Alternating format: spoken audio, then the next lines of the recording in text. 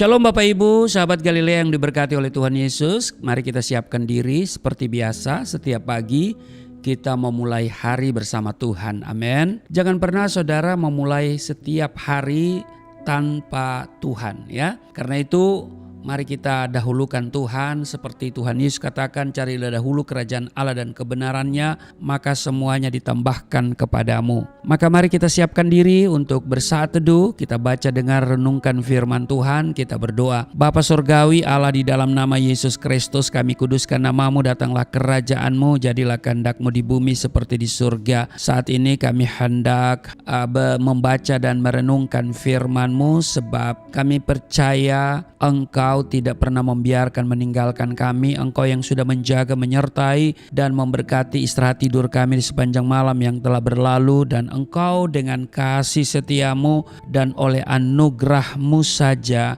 kami boleh bangun dengan tubuh yang sehat di hari ini. Dan sebelum kami masuki hari ini dengan segala kesibukan, kami hendak baca, dengar, renungkan firman-Mu. Mengurapi kami, buka hati pikiran kami, urapi juga hamba-Mu yang tidak ada apa-apanya. Di dalam nama Yesus Kristus kami berdoa dan mengucap syukur.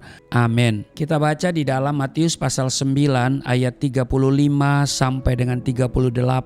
Belas kasihan Yesus terhadap orang banyak. Demikianlah Yesus berkeliling ke semua kota dan desa. Ia mengajar dalam rumah-rumah ibadat dan memberitakan Injil kerajaan surga serta melenyapkan segala penyakit dan kelemahan. Melihat orang banyak itu, tergeraklah hati Yesus oleh belas kasihan kepada mereka, karena mereka lelah dan terlantar seperti domba yang tidak bergembala. Ayat 37.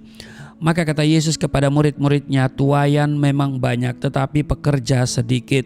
Karena itu mintalah kepada Tuan yang empunya tuaian supaya ia mengirimkan pekerja-pekerja untuk tuaian itu. Demikian di dalam Matius pasal 9 pada ayat 35 sampai dengan 38. Di ayat 36 dikatakan begini. Melihat orang banyak itu, tergeraklah hati Yesus oleh belas kasihan kepada mereka, karena mereka lelah dan terlantar seperti domba yang tidak bergembala. Demikian di Matius 9 ayat 36. Bapak Ibu sahabat Galilea yang diberkati oleh Tuhan Yesus, setiap kali melihat jiwa-jiwa, hati Tuhan selalu tersentuh oleh belas kasihan. Terlebih-lebih bila melihat orang-orang yang lemah dan terlantar seperti anak domba yang terlepas dari gembalaannya. Karena itu dikatakan, melihat orang banyak itu, tergeraklah hati Yesus oleh belas kasihan kepada mereka, karena mereka lelah dan terlantar seperti domba yang tidak bergembala. Tuhan mengerti benar bagaimana rasanya bila domba yang tidak bergembala. Mereka pasti tercerai-berai dan pasti mereka kalang kabut serta berada dalam bahaya yang besar. Sebab tidak ada yang memperhatikan, menjaga dan melindunginya. Domba bukan hanya akan kekurangan air dan makanan, tapi juga keselamatannya akan terancam karena serangan binatang buas. Demikian juga keadaan manusia yang tersesat dan terpisah dari gembala yang baik, Bapak Ibu. Tuhan mengerti benar bahwa sifat manusia pada dasarnya berfokus pada diri sendiri alias mementingkan diri sendiri. Betul? Seperti yang ditunjukkan oleh Kain misalnya ya. Ketika Tuhan menanyakan keberadaan Habel adiknya, ya kan? Di mana Habel adikmu itu? Apa jawab Kain? Ya, aku tidak tahu apakah aku penjaga adikku.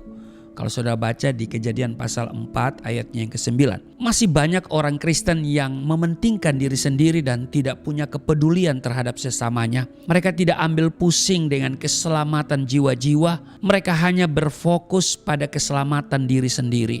Jujur saya mau katakan, sulit sekali menemukan orang-orang yang punya hati yang terbeban bagi jiwa-jiwa. Ketika melihat penduduk Yerusalem hidup menyimpang dari kebenaran, di mana mereka melakukan pemerasan dan perampasan, menindas orang sengsara dan miskin, dan mereka melakukan pemerasan terhadap orang asing yang tentu sudah bertentangan dengan hukum. Kalau sudah baca di Yehezkiel pasalnya yang ke-22 ayat 29.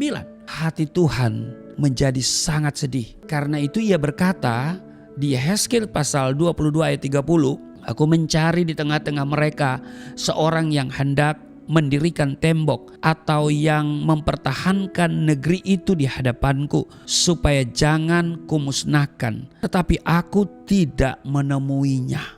Bapak Ibu sahabat Galilea yang diberkati oleh Tuhan Yesus, kita diselamatkan bukan untuk dinikmati sendiri. Amin. Tuhan mau saudara dan saya melangkah menjangkau jiwa-jiwa yang belum diselamatkan. Amin. Karena itu Bapak Ibu, tidak ada prioritas lain dalam hidup saya selain memberitakan Injil.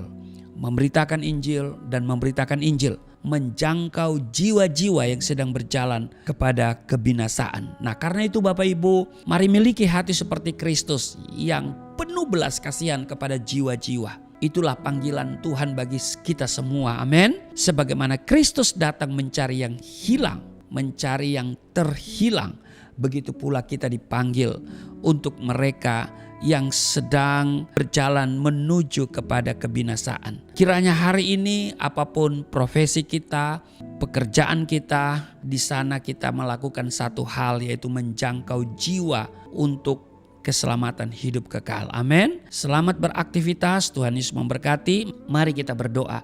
Terima kasih Tuhan, untuk hari ini kami diingatkan supaya kami melangkah menjangkau jiwa-jiwa, dan kami memiliki hati seperti Yesus yang tergerak oleh belas kasihan bagi mereka yang terlantar seperti domba yang tidak bergembala.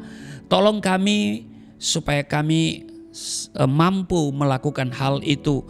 Roh Kudus membantu kami, menolong kami supaya kami dapat melakukan tugas panggilan kami untuk menjangkau jiwa-jiwa. Berkati seluruh sahabat Galilea dalam seluruh tugas dan kerja mereka hari ini. Ada perlindungan Tuhan sempurna, ada berkat Tuhan yang melimpah dalam hidup kami. Di dalam nama Yesus Kristus kami berdoa dan mengucap syukur. Amin.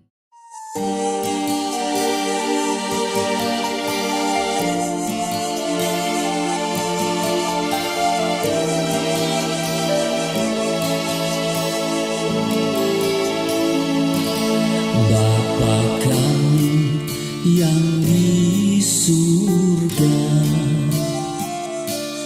dimuliakanlah nama-Mu. Datanglah kerajaan, jadilah kehendak-Mu di bumi seperti di surga.